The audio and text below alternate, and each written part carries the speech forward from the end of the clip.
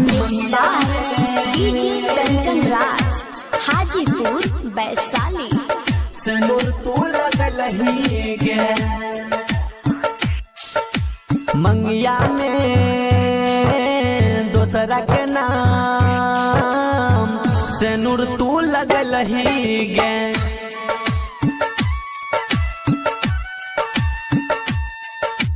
मंगिया में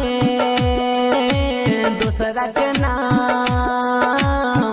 सिंदूर तू लगलही गे जौहर तू हमरा के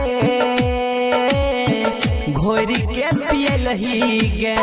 बचपन के यारी हो तो हर प्यारी हो,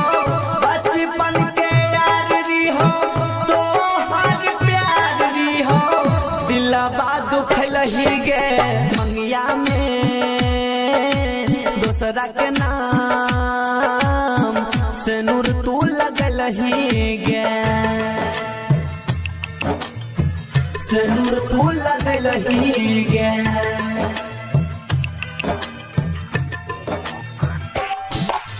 डीजे कंचन राज सिंदूर तू लगलही गे नीम चौक चौसीमा वैशाली।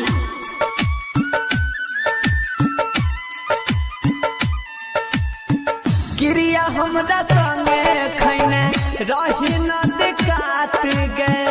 केना के भूल गलही बचपन के बात गे,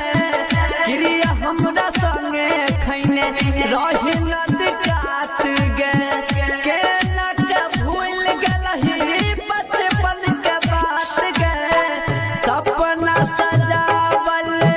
सपने रह गए, सपना सजावल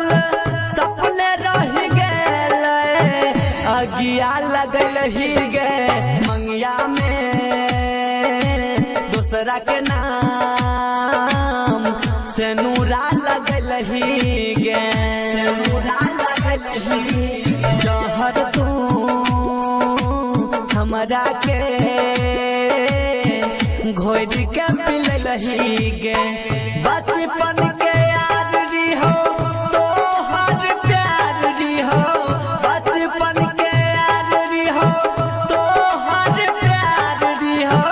दिलवा दुखलही गे मंगिया में दोसरा के नाम, सिंदूर तू लगलही गे।